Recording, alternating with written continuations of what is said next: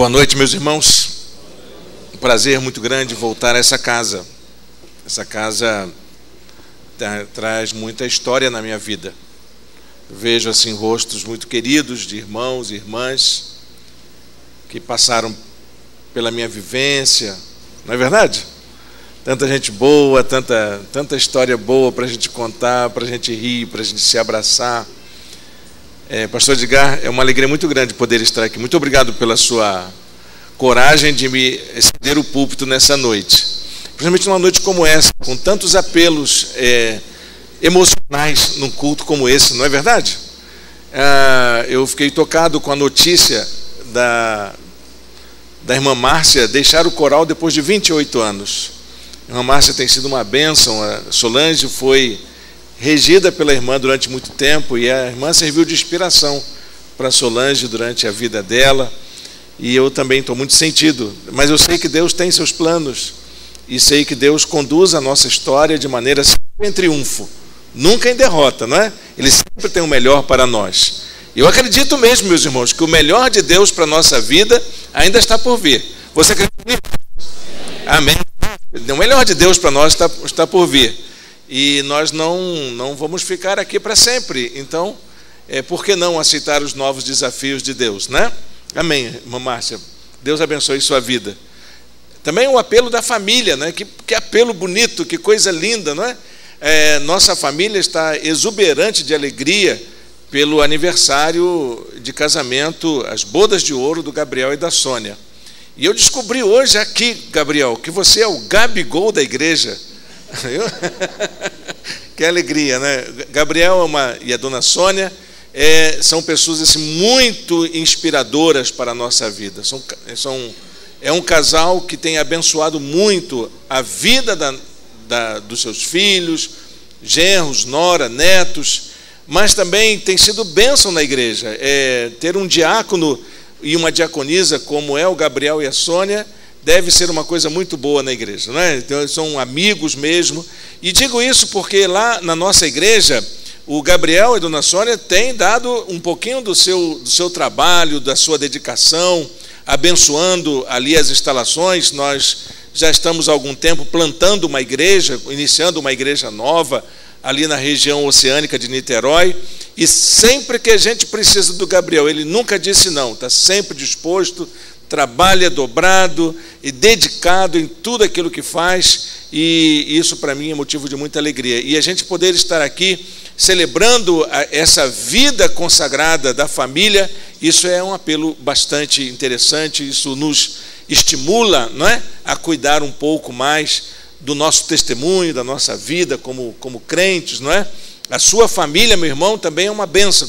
Claro, talvez você não esteja comemorando muita coisa, mas não se preocupe, Deus ama a sua família assim mesmo, e Ele pode fazer de você uma bênção lá na sua casa também.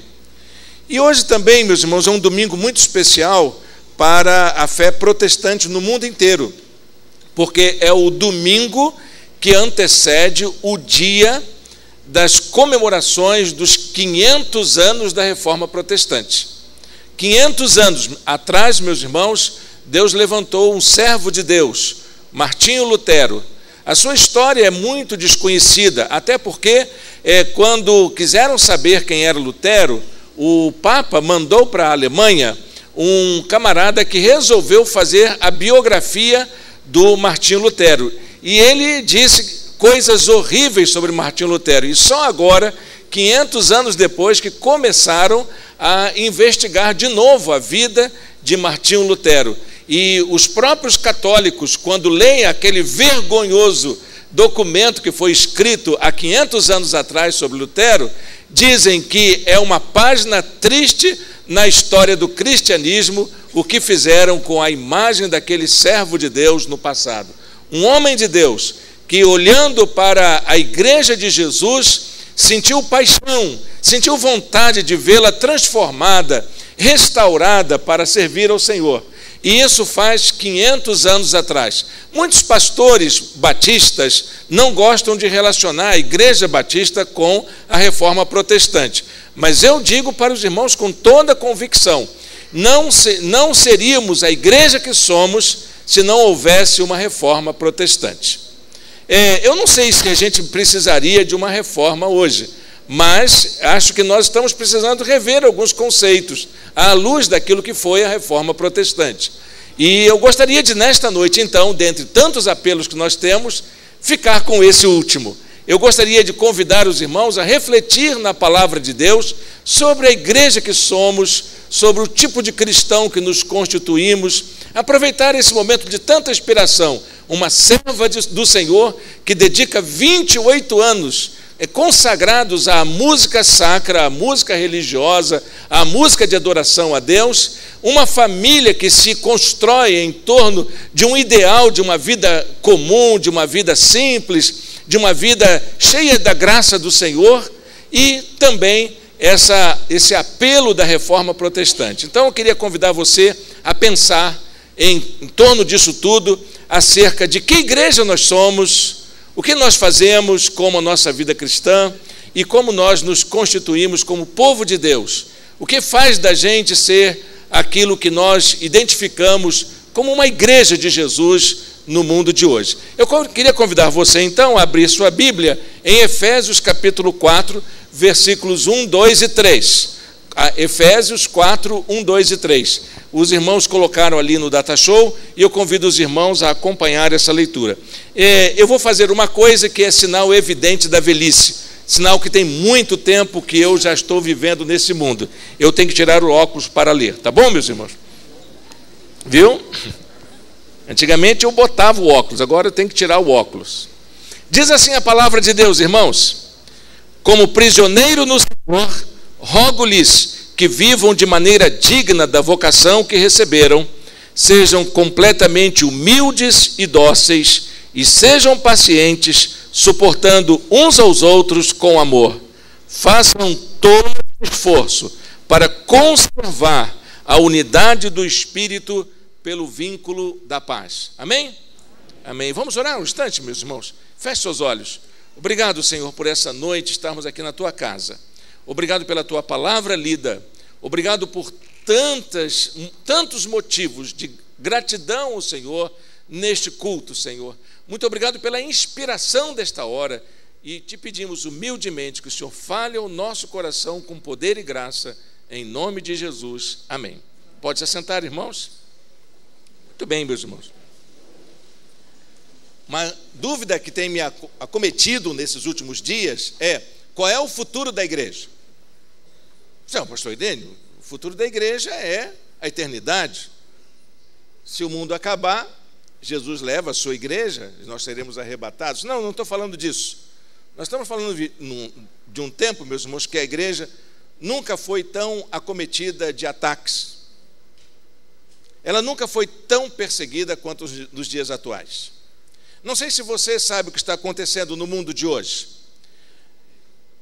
Hoje, exatamente em algum lugar do planeta, cerca de 400 milhões de cristãos estão sendo perseguidos. Não sei se você tem essa informação consigo, mas cerca de 400 milhões de cristãos estão sob forte regime de perseguição.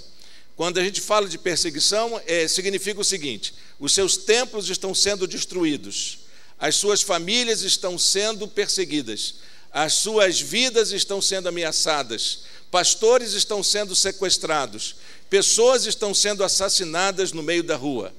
É exatamente isso. Cerca de 400 milhões estão hoje sob forte regime de perseguição no mundo.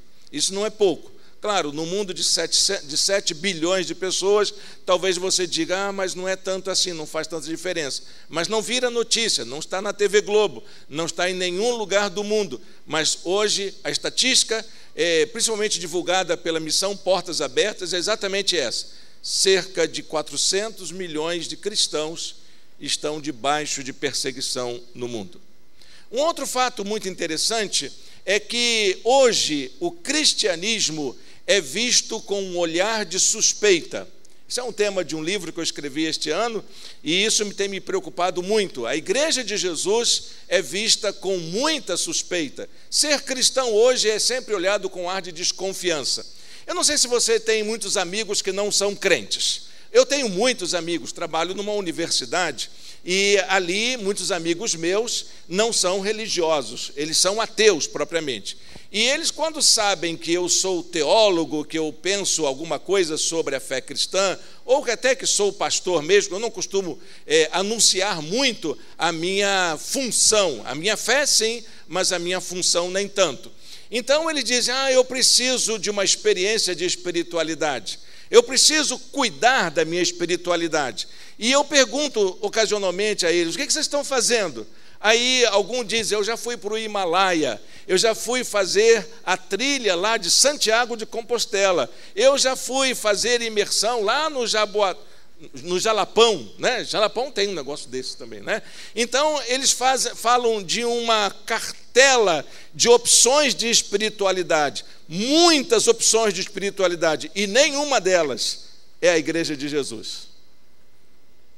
O mundo de hoje, quando pensa em cuidar da sua espiritualidade, não pensa em seguir a Jesus, não pensa em ler a Bíblia, não pensa em buscar ao Senhor em oração. E é tão perto, né? Tão fácil, está tão acessível. As pessoas rejeitam visceralmente o fato de ser um cristão. Isso é muito comum. As igrejas do Ocidente, principalmente, estão passando por um momento de grande esfriamento espiritual. Ao mesmo tempo que acontece essa rejeição ao cristianismo, nós vemos crescer na igreja um individualismo cada vez maior. As pessoas voltadas para si mesmo, como que se nós vivêssemos num gueto, em que a nossa opinião e aquilo que a gente pensa nos basta.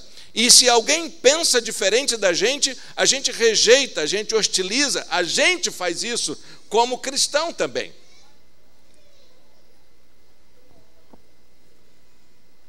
Por isso que eu estou aqui compartilhando com os irmãos essa preocupação, porque 500 anos depois da Reforma, nós começamos a desconfiar que a própria igreja reformada protestante precisa passar por aquela mesma reforma, ou por aqueles mesmos argumentos que Lutero tinha levantado nas suas 95 teses na capela do castelo de Wittenberg, na Alemanha.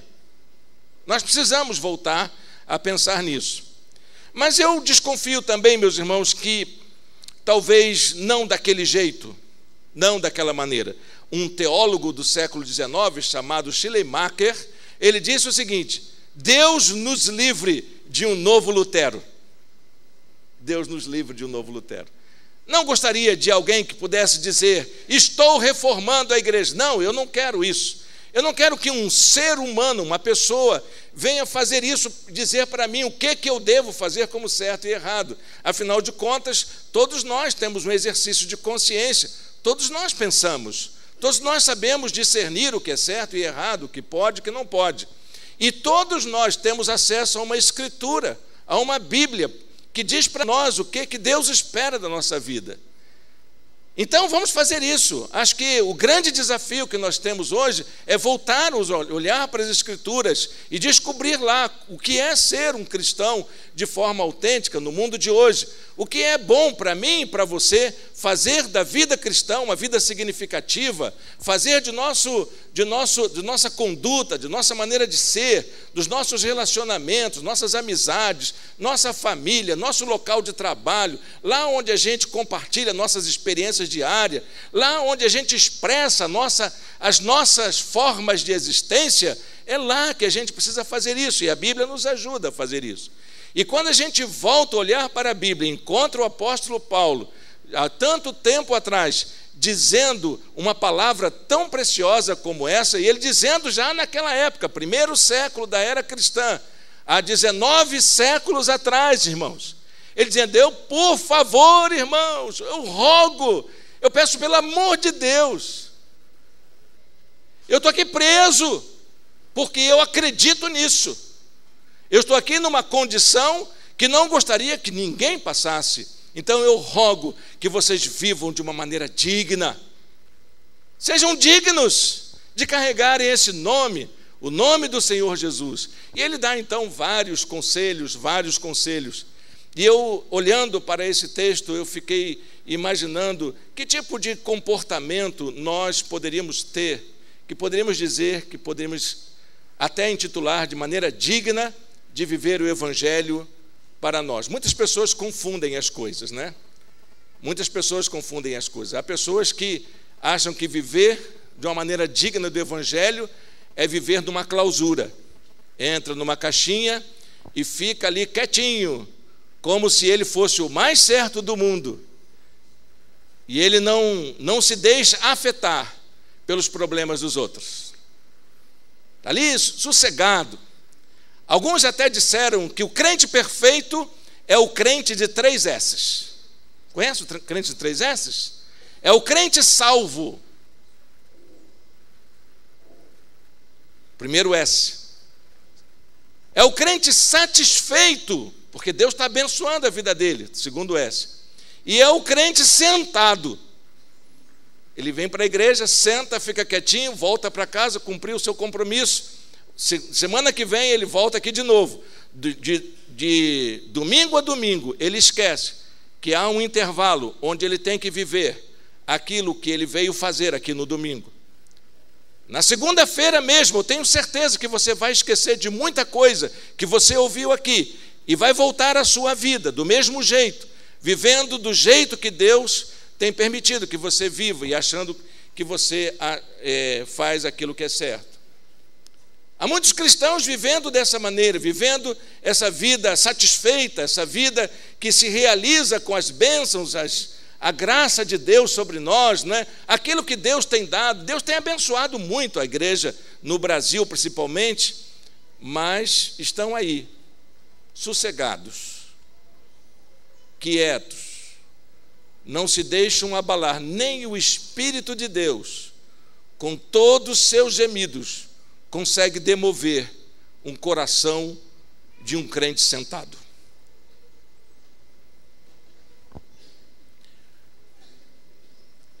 Que futuro pode esperar uma igreja assim? Bom, eu queria trazer aqui 3 palavras do Novo Testamento que são muito importantes para a gente entender o que fazer diante do mundo de hoje.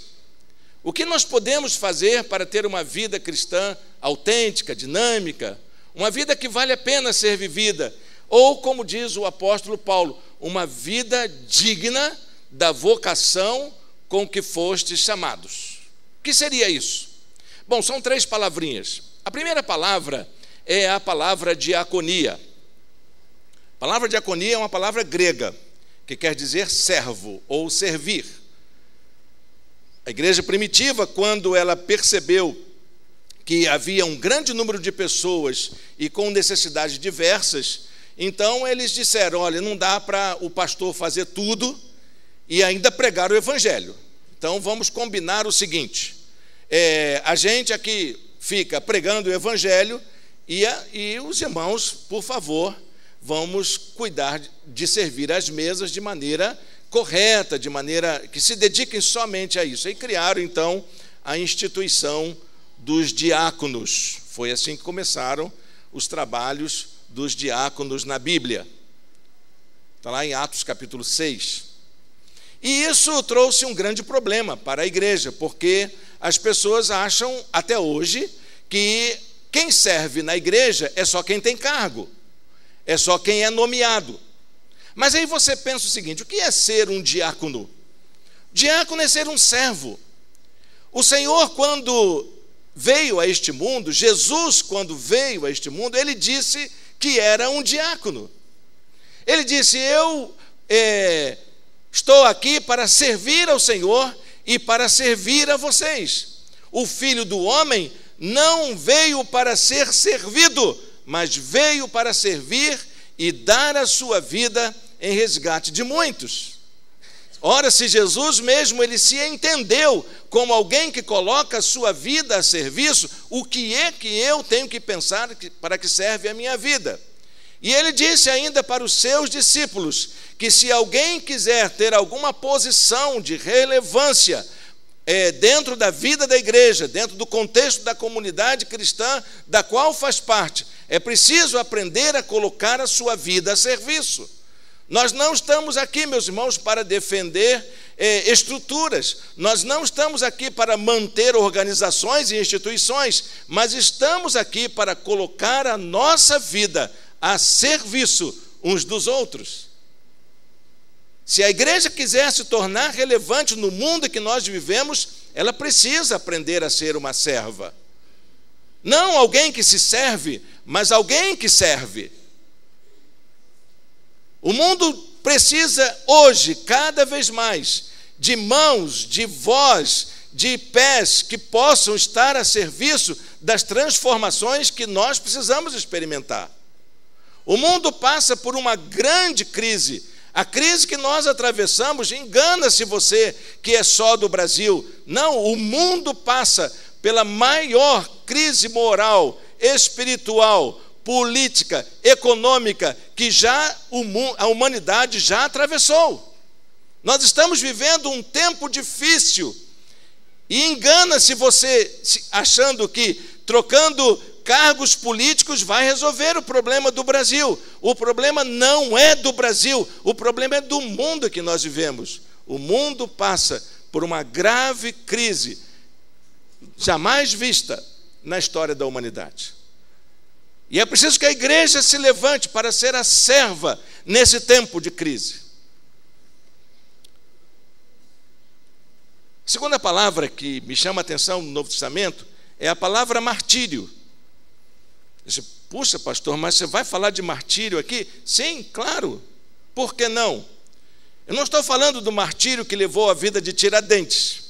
Eu não estou falando do martírio que tem sido provocado por tantos problemas de ideologia política ou por defesa de princípios éticos e morais no mundo. Eu estou falando daquilo que os primeiros cristãos experimentaram. A palavra martírio no Novo Testamento, ela não quer dizer morte. A palavra martírio quer dizer testemunho. O problema é que os primeiros cristãos, para serem testemunhas, eles tinham que pagar com a sua própria vida. Então, quando você chegava na comunidade e dizia que era cristão, isso tinha um preço. Isso era cobrado de você. Você seria exigido de uma determinada conduta. E isso poderia custar o seu emprego, custar a estabilidade da sua família, poderia custar a sua moradia e poderia custar a sua própria vida. Dizer que é um cristão no mundo. Nunca foi fácil ser cristão. Me lembro quando me converti, já naquela época, eu tinha 17 anos e já era muito difícil ser um cristão. A igreja era um lugar difícil de se estar. Nem tinha ar-condicionado, mas era uma tristeza, não é, pastor Edgar? Quando a gente começou aí, eu chegava aqui na igreja, o pastor Edgar estava jogando bola com a rapaz. Eu era da igreja do Bairro da Luz, estava jogando com a bola com a rapaz e assim, meu Deus, o que tem que ser feito para poder juntar a juventude, não é? Para trazer todo mundo junto, porque nem toda a igreja gostava que seus jovens jogassem bola. Diziam que a bola era o ovo do diabo. Que crente não tinha que jogar bola, que domingo era dia de estar na casa do Senhor. Ir à praia, então, no domingo, meus irmãos, era uma tristeza. A minha turma tinha que ter cuidado até na hora de tomar guaraná no bar, porque se você pedisse o guaraná e ele viesse só no copo, iam desconfiar que você estava bebendo, e isso era a aparência do mal. Tinha que evitar a aparência do mal. Como era difícil ser cristão há algum tempo atrás. Isso não faz muito tempo, 30 e poucos anos atrás, só isso.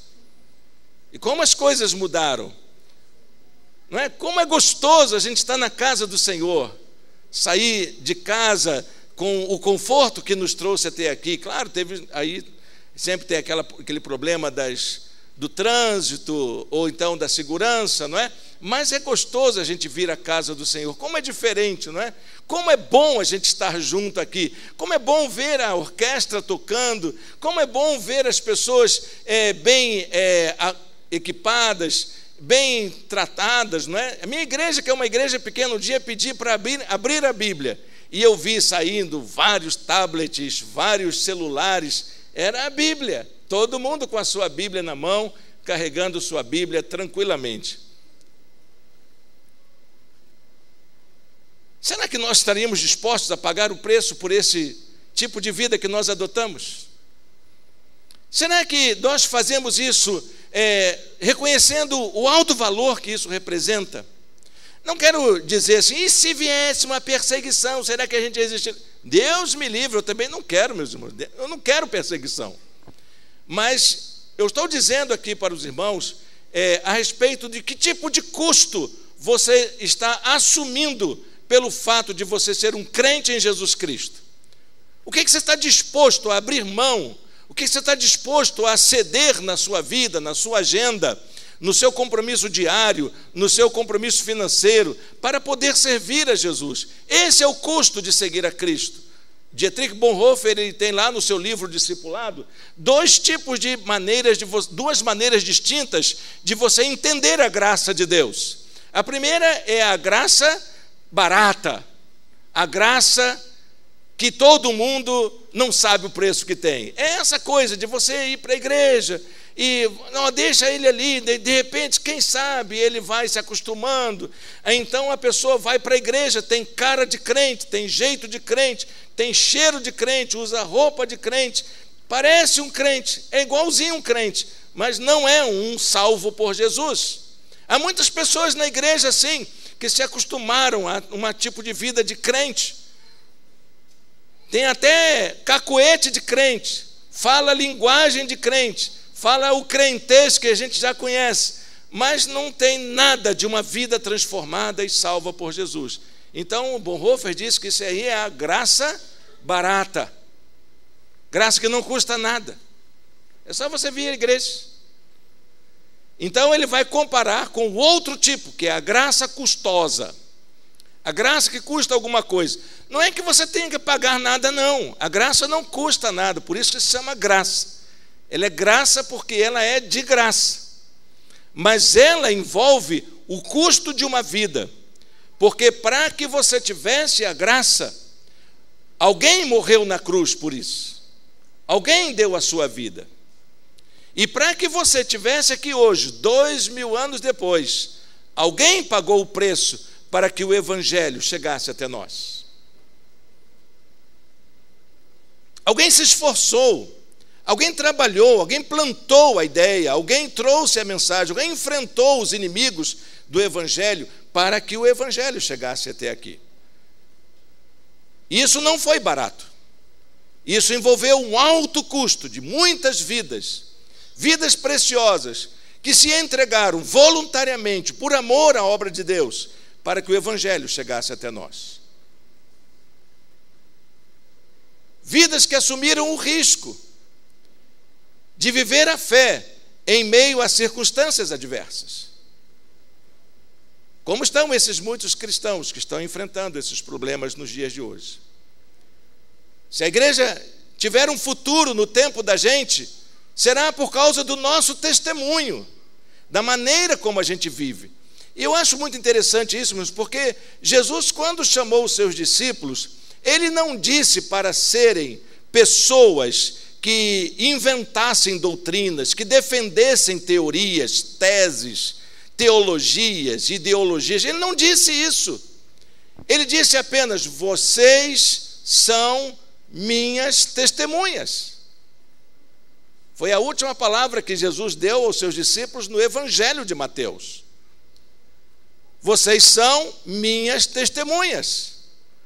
Vocês apenas testemunharam, ou seja, vocês são os meus mártires. É através da vida de vocês que eu vou ser visto, notado, percebido, e a maneira como vocês vivem no mundo vai dizer alguma coisa sobre a importância de seguir a Jesus.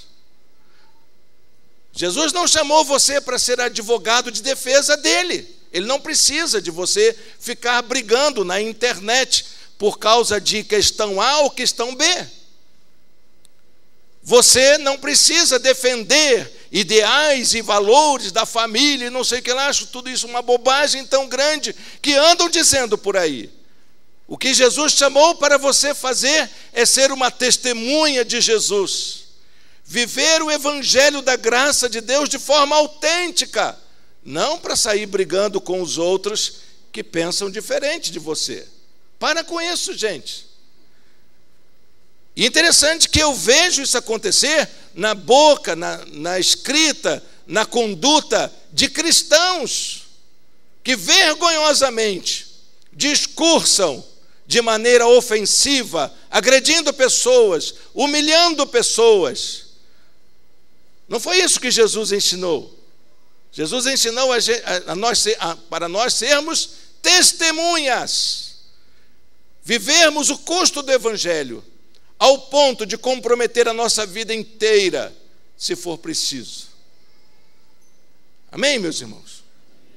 Você é uma testemunha do que Jesus fez na sua vida.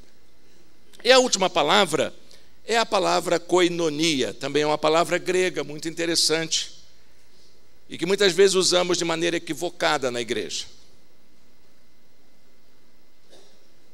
Os primeiros cristãos viviam uma certa koinonia. E quando os primeiros cristãos enfrentaram logo os primeiros problemas, alguém escreveu, isso não está no Novo Testamento, mas está em documentos primitivos do primeiro século cristão, registros. As pessoas que não eram cristãs olhavam para a maneira como os cristãos estavam juntos e diziam: vejam como eles se amam. Era muito comum encontrar irmãos sendo solidários uns com os outros.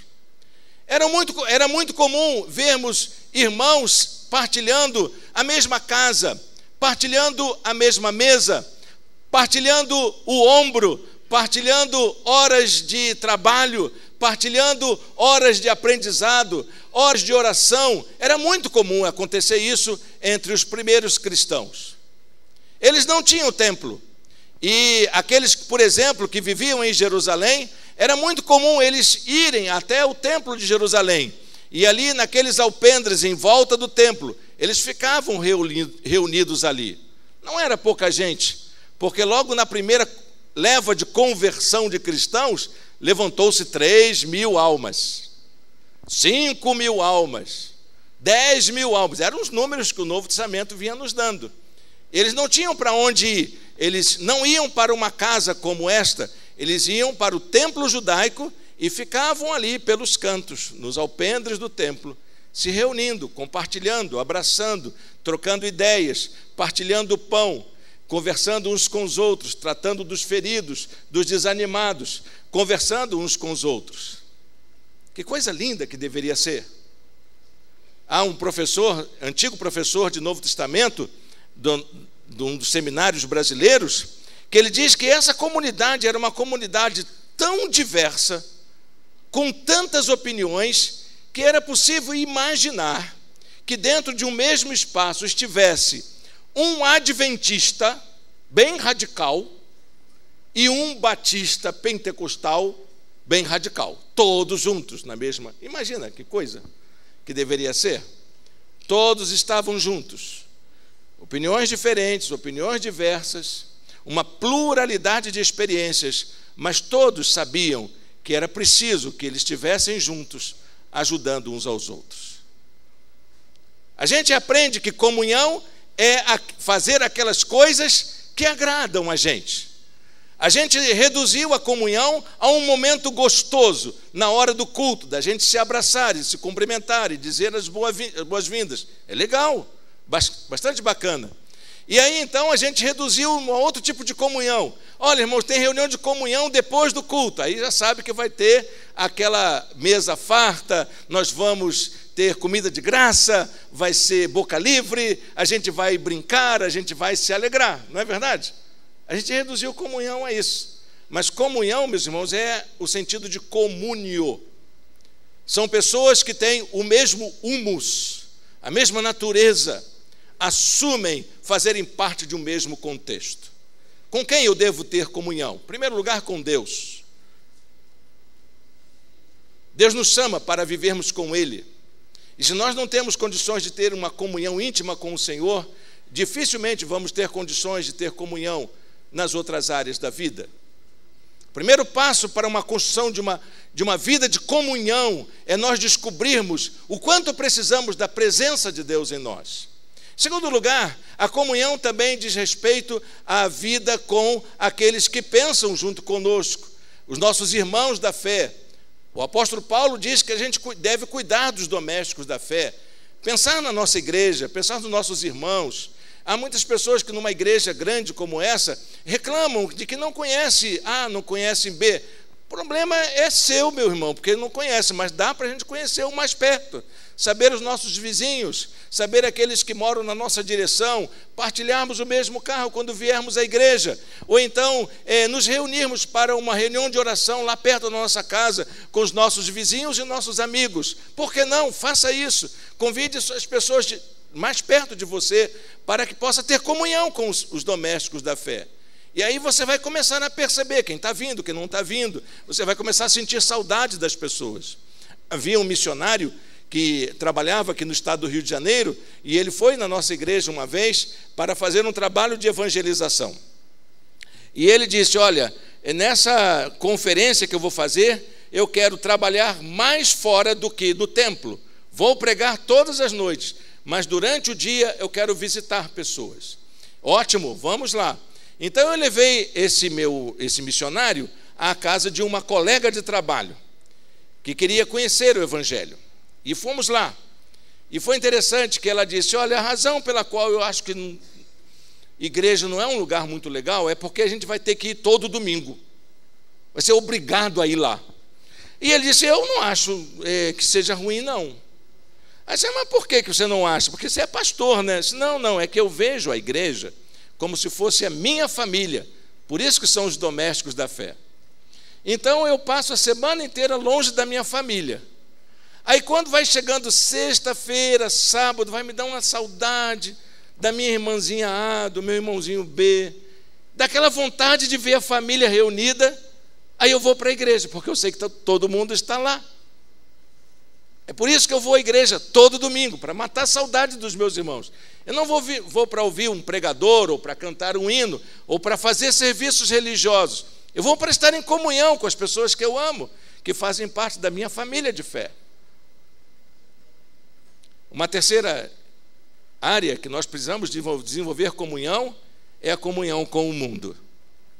Desculpa se você, meu querido cristão, vai ficar escandalizado com essa expressão, mas o crente, ele precisa aprender a ter uma vida dentro do mundo. E eu vou usar aqui a expressão do Bonhoeffer de novo, desculpa. Ele diz assim: nós precisamos aprender a viver de forma cristã dentro do mundo. E ele diz que essa vida cristã se chama vida cristã mundana. Que palavra estranha, não é? Esquisita para nós, porque nós aprendemos lá na Idade Média, com os medievais, a fugir do mundo. Era tal da fuga mundi. E a gente aprendeu também a fugir da aparência do mundo. Era o tal do contentia mundi. Tem gente que ensina isso até hoje, de que o crente não pode se meter com as coisas do mundo. Não!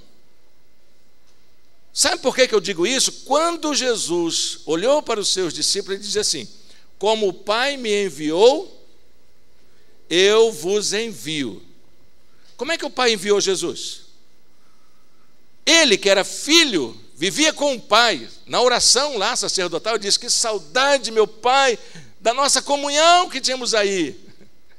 João 17. E aí ele envia o próprio Filho para o mundo. Faz com que o seu Filho viva como um cidadão do mundo, como uma pessoa do mundo. Pessoa que anda, pessoa que sente as dores, pessoa que envelhece, pessoa que cresce. Jesus passou por isso tudo que a gente está passando. Ele sabe o que é passar fome, ele sabe o que é chorar, sabe o que é sorrir. Ele sabe o que é uma festa de casamento. Ele sabe compartilhar as coisas que as pessoas humanas vivem.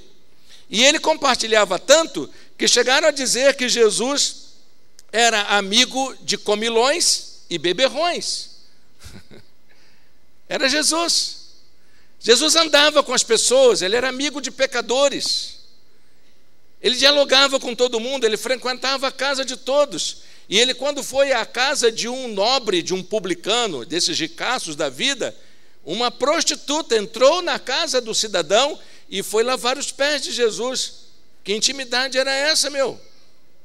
Como é que pode? O pastor chegou lá e a mulher do mundo foi lá lavar o pezinho dele. Tá mal, hein, pastor? Não é verdade? Jesus não teve problema quanto a isso, porque ele era um cidadão do mundo. E nós precisamos viver de uma maneira mundana, como Jesus viveu. Assumir a nossa humanidade, assumir o fato de que somos pessoas, que temos sentimentos ambíguos, muitas vezes, equivocados. Vivemos de contradições. Somos mais orientados por as coisas que nós duvidamos do que das coisas que nós acreditamos. Há na nossa cabeça muito mais perguntas do que certezas. E eu preciso admitir isso. E é desse jeito que o Senhor nos envia para o mundo. Desse jeito, falhos, com problemas muitas vezes. Nós não somos perfeitos, mas somos, por causa disso, amados pelo Senhor. Essa é a comunhão que o Senhor espera de nós. Pessoas que estão ligadas a este mundo que nós vivemos como parte integrante deles. Há muitos cristãos que olham para o mundo como se estivesse na beira de um cais, olhando um navio lá no alto mar se afundando. E fica ali, olhando o navio afundar, cheio de gente dentro. Ainda tira selfie, né? Hoje em dia ainda tem a selfie para poder ficar registrado que eu assisti o naufrágio do navio sem fazer nada. Há muitos cristãos assim. Mas o que nós esquecemos é que nós não somos espectadores de um naufrágio distante. Nós somos tripulantes desse navio que está afundando. O navio está afundando e nós estamos dentro dele. Meus irmãos, o mundo está chegando ao seu final. Tem um negócio muito interessante chamado relógio do fim do mundo. Não se assustem com isso não, tá? Eu não vou deixar ninguém apavorado aqui não. Mas tem um tal do relógio do fim do mundo. Aí na semana retrasada saiu na Folha de São Paulo a seguinte notícia: o relógio do fim do mundo diz que faltam 19 minutos para o fim do mundo. 19 minutos já era. 19, é que eles fazem cálculo dos riscos climáticos que nós estamos enfrentando. Os riscos de convulsão social, os riscos de guerra, principalmente guerra nuclear hoje, né? Tem gente querendo jogar bomba atômica um no outro. Então, esses números vão sendo medidos e essa equipe, que é uma equipe de pesquisadores, criou um tal de um relógio. Quer dizer, se daqui por diante tiver que virar alguma coisa, bastam 19 minutos para que acabe o mundo. Esse é o mundo que nós vivemos. E o que você está fazendo? Essa é a sua chance. Esse é o momento de você fazer da sua vida uma vida significativa, ou viver de maneira digna, como o Senhor lhe chamou. O Senhor o criou para viver dessa maneira, para viver para a sua glória. O que falta? Nessa noite eu queria encerrar essa palavra com os irmãos aqui, não para que nós saiamos daqui com nossos corações preocupados, mas que nós pudéssemos pensar que tipo de coisa nós podemos fazer para que nós possamos experimentar esse melhor de Deus que Ele tem preparado para nós. Então eu queria convidar a você a fazer duas coisinhas muito importantes. A primeira é para aqueles que ainda não tiveram um encontro pessoal com Jesus Cristo, que não fizeram uma entrega da sua vida a Jesus. Não importa o quanto tempo você tenha de igreja, ou se sua família é toda integrada na igreja. Eu quero saber de você. Quando foi o dia em que você disse para o Senhor: Senhor, está aqui a minha vida, está aqui o meu coração, do jeito que eu sou, e o Senhor sabe como eu sou. Por favor, me aceita como eu sou, porque eu aceito Jesus como Ele é, como Senhor e Salvador da minha vida. Você já fez isso algum dia na sua vida? Então, eu convido você a fazer isso hoje. Hoje. Não sair daqui sem tomar essa decisão tão importante para a sua vida. Vai que dá certo esses 19 minutos, né? Mas que você saia daqui hoje com a certeza de que sua vida pertence a Jesus. Mesmo falho, mesmo com dificuldades, mesmo tropeçando aqui e ali, mas ela pertence a Jesus. A segunda coisa que eu queria fazer é perguntar àqueles que já fizeram isso um dia na sua vida, mas que estão vivendo uma vida cômoda, uma vida fria, uma vida que parece que está meio que sem sentido, e que você fica se perguntando: mas para que eu sou crente desse jeito? Se bateu no seu coração essa pergunta, é sinal que o Espírito de Deus está te incomodando, e Ele quer abençoar a sua vida, Ele quer usar você, Ele quer transformar a sua vida. Então, você que está ouvindo esse toque do Espírito de Deus no seu coração, eu convido você a dizer para o Senhor: Senhor, eu já entreguei minha vida ao Senhor um dia, e hoje eu quero renovar o meu voto com o Senhor. Eu quero dizer para o Senhor mais uma vez que a minha vida é tua, mas eu preciso que o Senhor transforme a minha caminhada. Creio que nós podemos fazer isso no momento de oração juntos. Nossa igreja aqui, o pastor Edgar, sempre que eu frequentei aqui, notava o quanto ele valorizava esse momento de entrega pessoal, de decisão pessoal. Eu queria convidar você no seu interior a fazer isso. E queria convidar você a orar comigo.